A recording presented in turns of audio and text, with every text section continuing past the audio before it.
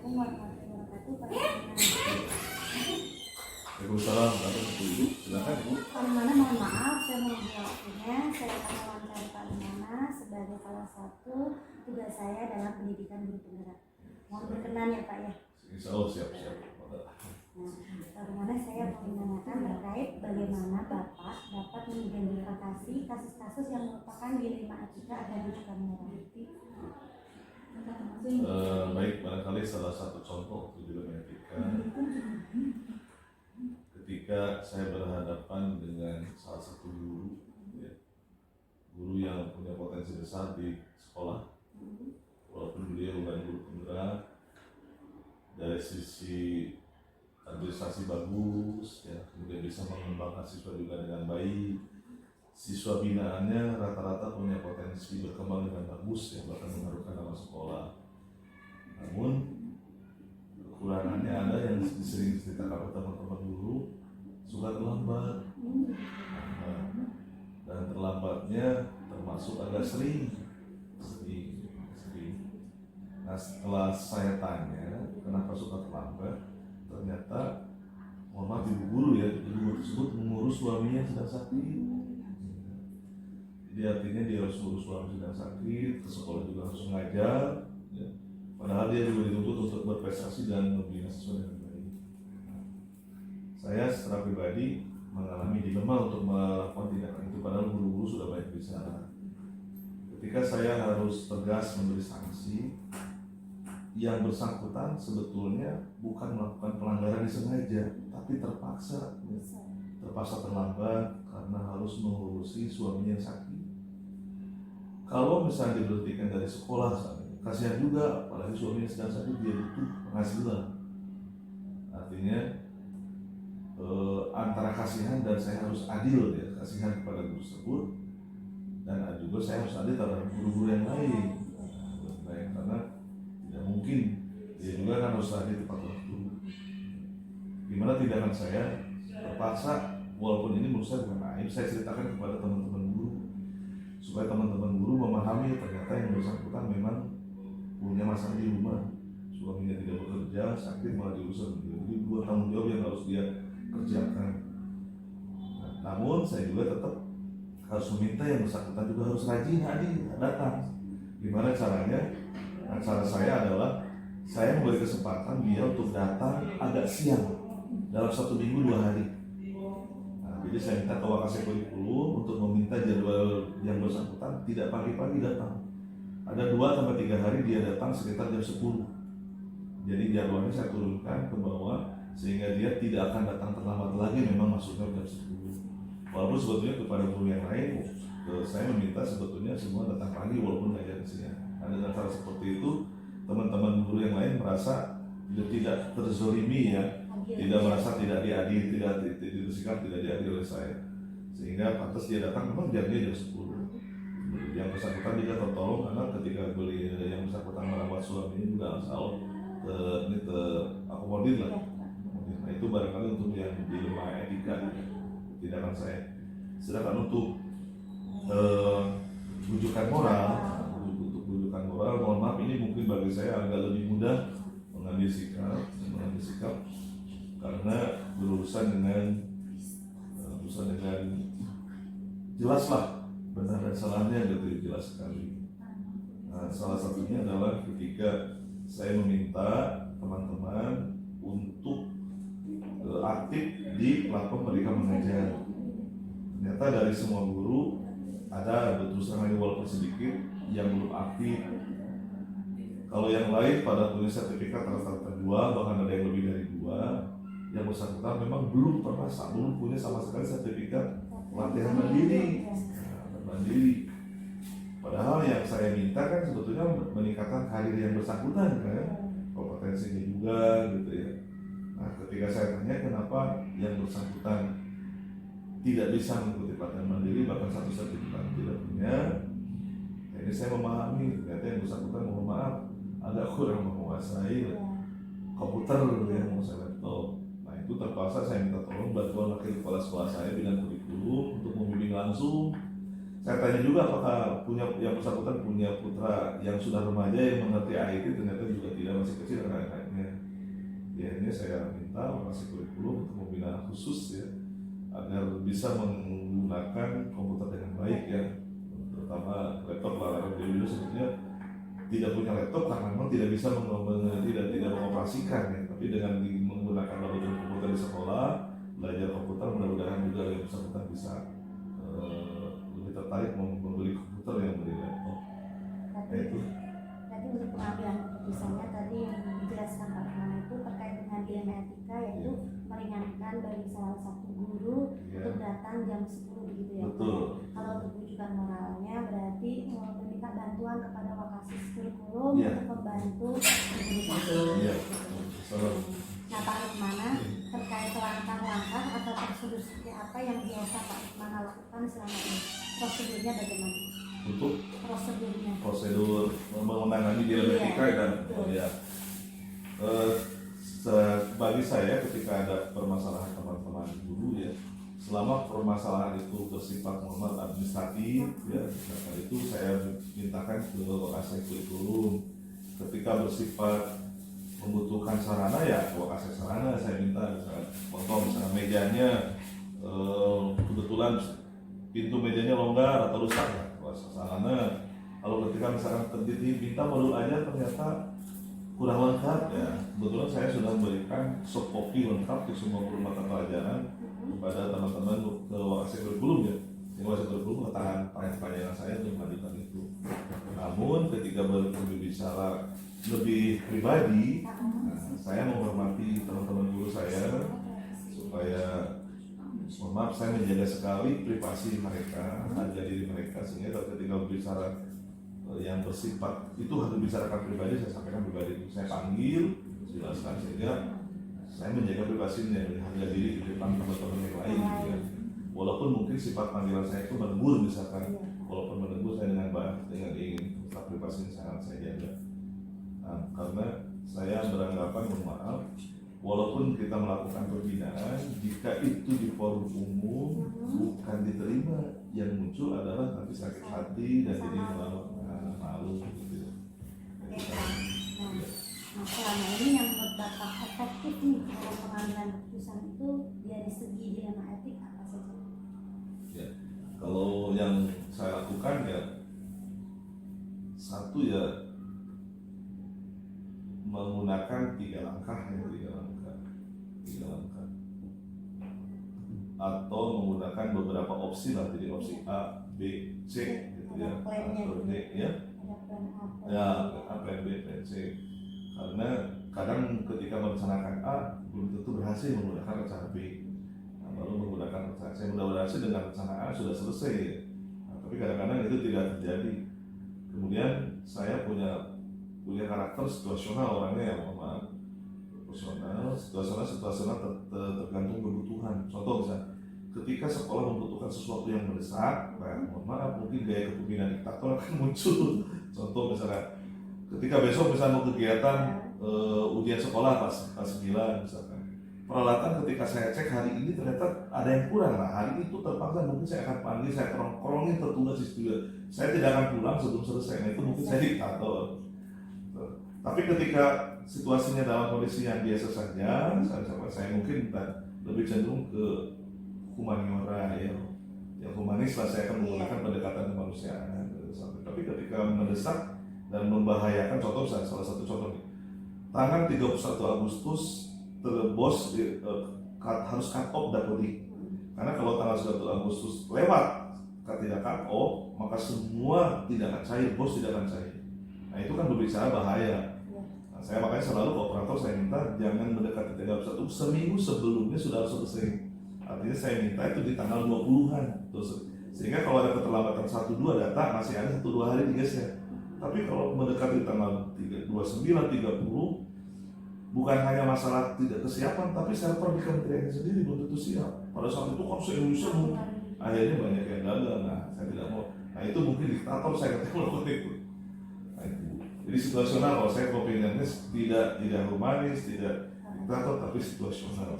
Tergantung kebutuhan nanti dan modus seperti apa. Oke, baik Pak. Nah, apa saja nih Pak hal-hal yang selama ini yang bisa dikatakan tantangan dalam pengambilan keputusan yang terkait dengan kasus-kasus dilema etika? Tantangan saya yang jelas, satu, saya yang paling berat adalah melawan perasaan. Ya, perasaan kasihan, perasaan tidak enak, ya karena saya menghormati teman-teman guru. Itu barang-barang yang saya lawan perasaan. Nah, saya berusaha melawan perasaan dengan saya lebih memukakan regulasi, kontrak, aturan yang saya pegang. Namun saya juga mencari pilihan yang terbaik. Jika ada pilihan baik, maka saya akan cari pilihan yang terbaik dan yang baik. Tapi saya berusaha bukan mencari pilihan yang baik dari yang terakhir, bukan jadi semuanya baik. Jadi kalau dalam istilah psikologi namanya approach avoidant conflict. Jadi approach yang saya pilih, atau dalam istilah anak sekarang namanya win-win solution, bukan win and loss solution. Tidak ada yang loss, kalau saya ingin win semua. Itu berarti. Nah, selanjutnya nih Pak, apakah Bapak memiliki sebuah tata cara atau jadwal tertentu dalam sebuah penyelesaian kasus dilema etika? Kemudian apakah Bapak langsung menyelesaikan di tempat tersebut dan memiliki sebuah jadwal untuk menyelesaikannya, dari bentuk atau prosedur seperti apa yang Bapak lakukan? Satu, saya termasuk tadi saya pikir saya punya sifat situasional. Walaupun prinsip saya lebih cepat lebih baik. Namun ketika psikologis saat itu tidak memungkinkan untuk segera selesai, pasti akan saya tahan. Nah, contoh misalnya ketika kasus misalkan siswa, ketika ini kita selesaikan dengan segera, namun saat psikologis tidak bisa menerima, terutama orang tuanya misalkan. Kalau misalnya saya putuskan sekarang, anak orang tuanya bisa sakit, barangkali apalagi sudah penyakit jantung bisa terganggu, nah itu tidak akan saya lakukan walaupun keputusannya harusnya segera. Mungkin planning dulu saya situasinya sampai memungkinkan dia bisa menerima keputusan yang barangkali kurang berkenan di hatinya gitu ya. Nah itu saya akan tunggu dulu. Baik Pak, selanjutnya nih, adakah seseorang atau faktor-faktor yang selama ini mempermudah atau membantu Bapak dalam pengambilan keputusan terkait dengan kasus-kasus dilema etika? Kalau yang membantu banyak sekali. Para wakil kepala sekolah, saya kira guru-guru yang profesional yang punya pengalaman juga, mereka kemudian guru-guru saya juga semuanya menurut saya punya kompetensi yang tinggi dan itu sangat membantu. Dan saya punya prinsip tidak ada Superman, tidak ada Superwoman, yang ada super team, sehingga keberadaan mereka sangat membantu kita menurut saya. Yang terakhir nih Pak, dari semua hal yang telah tadi Bapak sampaikan, pelajaran apa yang dapat Bapak petik dari pengalaman Bapak dalam pengambilan keputusan? Pengalamannya satu, dengan konteks saat ini ya, saya tidak bisa terburu-buru, harus menggunakan logika ya. Kemudian 3 langkah tadi saya harus punya plan A, plan B, plan C lah ya. Kalau istilah untuk penggarap, kalau tidak salah opsi trilema ya. Betul. Nah, itu saya gunakan itu, jadi tidak bisa mengambil keputusan itu. Kemudian saya berusaha mencari yang terbaik dari yang dari ya. Jadi mudah-mudahan konsep reward and reward bisa digunakan, bukan reward and punishment. Terima kasih Bapak. Alhamdulillah sudah selesai Pak terkait wawancara terkait dilema etika dan judicial. Terima kasih Bapak untuk waktunya. Assalamualaikum warahmatullahi wabarakatuh. Salam, terima kasih dan saya berharap kepada Ibu Tri nanti sebagai guru penggerak menggerakkan teman-teman di sekolah. Assalamualaikum Bu Nurul. Waalaikumsalam warahmatullahi wabarakatuh, Bu Tri. Nurul, mohon maaf mengganggu waktunya. Saya mau mewawancara Bu Nurul nih. Ada waktu nggak ya Bu Nurul? Apa yang bisa saya bantu? Insya Allah kalau saya bisa, silakan saja. Terima kasih Bu Nurul. Nah, saya sedang mengikuti pendidikan guru penggerak Bu Nurul. Nah, sekarang ini masih di tema 3.1 terkait pengambilan keputusan.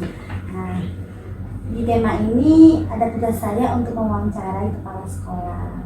Mohon berkenan ya Bu Nurul ya. Nah, kira-kira apa nih biasanya Bu Nurul hadapi? Ya, terkait dilema moral ya. Memang biasanya kadang ada yang di sebuah kelas ya, anaknya itu pinter ya, itu pinter, kemudian nilainya bagus-bagus gitu. Tetapi dari mungkin sisi lain ya, namanya manusia tidak sempurna ya. Biasanya ada sisi yang menonjol, ada yang tidak menonjol. Nah biasanya kan mungkin guru-guru itu menganggapnya anak itu akademiknya bagus ya, kemudian prestasinya juga bagus. Nah ternyata dalam memahami atau melaksanakan budaya sekolah ya, terutama yang berhubungan karakter. Misalkan contoh ya, di Harum ya, kebetulan kan bernuansa Islami ya. Sisi lain anak tersebut tidak melaksanakan sholat lima waktu. Nah, itu pun harus kita perhatikan ya. Jadi perlu adanya penanganan khusus ke anak tersebut. Nah, biasanya kalau saya sebagai kepala sekolah itu mendapat informasi dari wali kelas. Biasanya wali kelas itu minta pendapat ya, diskusi dengan saya. Nah, seringnya saya menyarankan kepada wali kelas tersebut, coba deh diajak ngobrol ya, anak tersebut dipanggil, kemudian kita ajak ngobrol baik-baik ya. Kita pun tidak boleh mengejas ya. Jadi dengan obrolan santai dengan anak tersebut, kemudian kita kasih masukan-masukan nilai moralnya, nilai agamanya ya. Mungkin bisa disampaikan pesan moralnya bahwa hidup itu tidak hanya mengejar urusan ke dunia saja ya, tetapi kita juga harus mementingkan dan mempertimbangkan akhirat ya.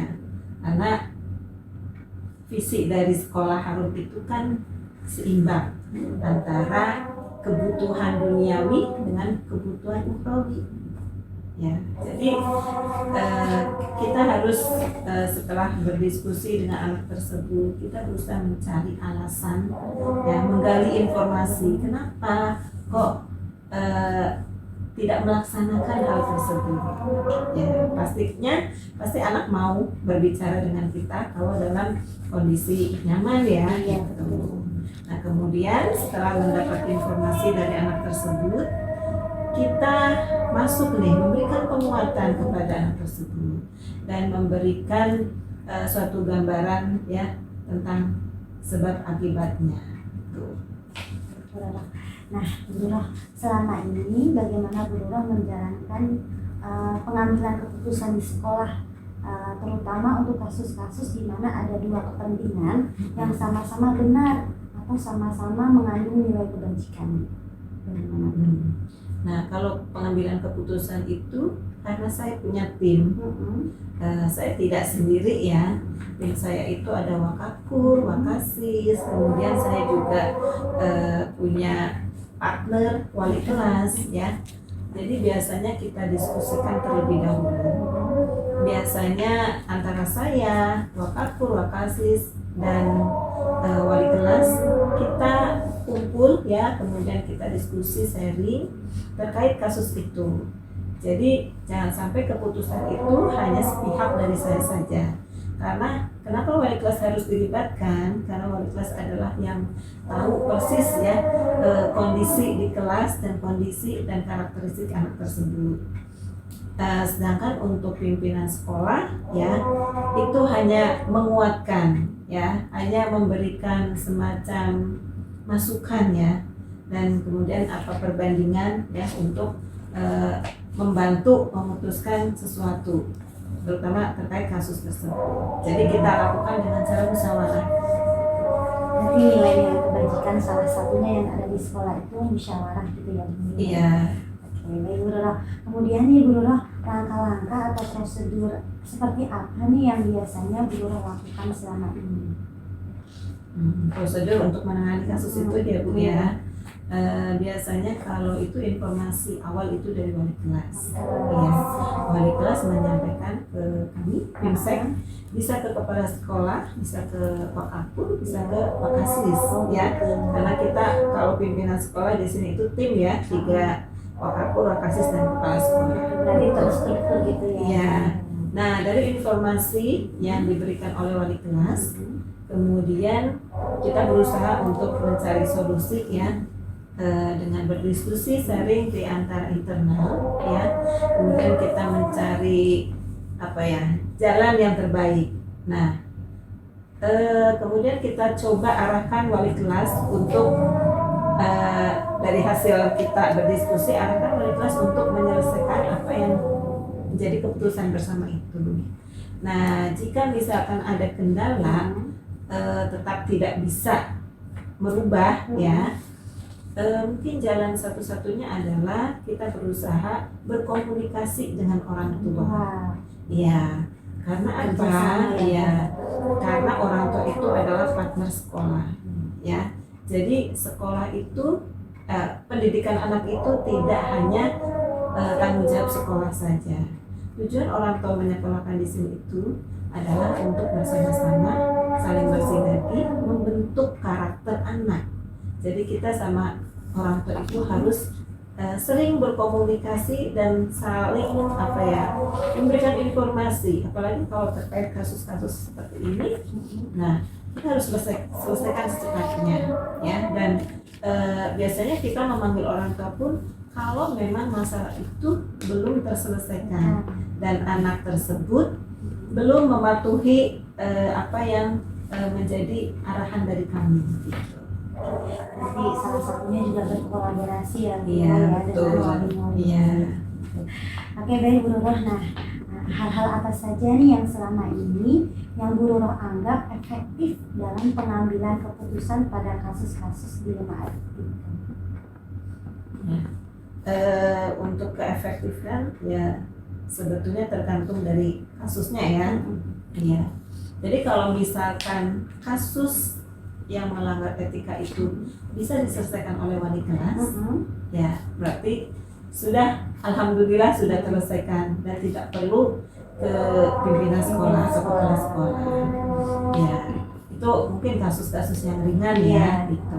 Tetapi kalau misalkan wali kelas sudah berupaya untuk menyelesaikan, tetapi ternyata tidak ada perubahan moral ya dari anak tersebut, maka akan dibawa ke pimpinan ya, ke kepala sekolah, dan kami nanti akan berdiskusi untuk mencari solusi yang terbaik. Jadi intinya kita tidak bisa mengejudge atau menganggap bahwa anak itu tidak bisa dirubah gitu. Tapi ya ayo kita bersama-sama biar bagaimanapun anak itu tanggung jawab kita yang meluruskan moral, kemudian kedisiplinannya. Nah, itu juga perlu campur tangan dari kita. Kita tidak boleh lepas tangan begitu saja. Nah, nih hal-hal apa saja yang selama ini yang merupakan tantangan dalam pengambilan keputusan pada kasus-kasus dilema etika? Tantangan yang dihadapi. Nah, tantangannya itu ketika kasus itu sudah besar ya, dan memang harus diselesaikan dengan kita memanggil orang tua, dan itu tidak semua orang tua mau menerima. Mungkin bisa saja di rumah anak menunjukkan karakter yang baik ya, mungkin karena diawasi orang tua, atau mungkin patuhnya adalah karena takut ya. Nah, kemudian dibawa ternyata di sekolah adalah pelampiasannya. Nah, kadang orang tua itu melihatnya gimana kondisi di rumah, maksudnya keseharian anak tersebut di rumah itu baik-baik saja. Nah, ternyata di sekolah ketika bermasalah, nah itu sering orang tua kadang merasa tidak menerima gitu, antara bukti yang ada di sekolah dengan di rumah gitu ya. Oke, baik. Nah, apakah Bu Nurah memiliki sebuah tata cara atau jadwal tertentu dalam sebuah penyelesaian kasus dilema etika? Apakah Bu Nurah langsung menyelesaikan di tempat atau memiliki sebuah jadwal untuk menyelesaikannya? Bentuk atau prosedur seperti apa yang Bu Nurah jalankan? Kalau jadwal tertentu kita tidak ada ya. Jadi itu kan fleksibel, kondisional ketika ada kasus ya, dan itu harus secepatnya diselesaikan ya. Tetapi kalau terkait program ya, insya Allah sekolah udah punya ya, terkait disiplin positifnya ya. Kita sering memberikan semacam nasihat ya, arahan kepada siswa ya, di jeda waktu misalkan ketika sholat berjamaah ya, saya sering masuk memberikan nasihat atau mungkin arahan ya ke anak-anak terkait disiplin positif. Harapannya agar disiplin positif itu terbangun pada diri anak-anak dan tidak akan terjadi ya sesuatu yang tidak bagus ya, yang tidak diinginkan yang berhubungan dengan karakter. Nah selain itu kami juga punya program di BPI Bu ya, BPI itu Bina Pribadi Islam. Nah di situ kita penguatan kepada anak-anak ya, tentang karakter keislamannya. Nah, menurut nih, adakah seseorang atau faktor-faktor apa yang selama ini mempermudah atau membantu beliau dalam pengambilan keputusan dalam kasus-kasus dilematika? Ya, yang mendukung saya ketika mengambil keputusan ya itu tim saya ya, Wakatur, Wakasis ya, apalagi Wakasis ya, itu kan berhubungan langsung dengan kesiswaan ya. Nah kemudian kami juga melibatkan guru BK ya, alhamdulillah di Harum sudah ada guru BK ya, jadi kita pun sering sharing ya. Kemudian ketika ada kasus itu pun kita melibatkan guru BK juga. Ya berarti selain pimpinan sekolah ya dulu ya, ada Wakasis, Wakatur, juga ada guru BK juga. BK dan kemudian jangan dilupakan wali kelas ya, karena yang tahu benar tentang kasus itu. Nah, dari semua hal yang telah tadi beliau sampaikan, pembelajaran apa yang dapat guru petik nih dari pengalaman guru dalam mengambil keputusan di dilematika? Ya, terkait pengambilan keputusan ya, kita tidak boleh secara sepihak ya. Kita harus menggali informasi dari berbagai macam pihak ya, karena kalau hanya sepihak dari saya berarti saya egois ya dan diktator gitu. Dan kita pun tidak boleh menjudge siapapun anak kita bahwa kehilafan itu mungkin baru kali itu dia hilaf. Nah itu tidak boleh mengejudge bahwa anak itu memang punya karakter yang kurang baik ya. Insya Allah semua anak itu bisa kita ajak untuk berdisiplin positif ya. Ketika ada kesalahan ya mungkin sama dengan saya atau mungkin siapa ya pernah mengalami kesalahan, dan itu pun harus dimaafkan dan kemudian tidak hanya sekedar dimaafkan, tetapi kita juga mencari pelajaran dari hal tersebut ya, kemudian kita bantu anak tersebut ya agar kembali lagi ke karakternya yang bagus itu. Tentunya terima kasih banyak tadi yang sudah disampaikan Bu Doro, itu sangat membantu saya dalam menganalisa terkait dengan topik ini. Terima kasih banyak Bu Doro. Semoga bisa bermanfaat apa yang saya sampaikan. Terima kasih Bu Doro. Assalamualaikum.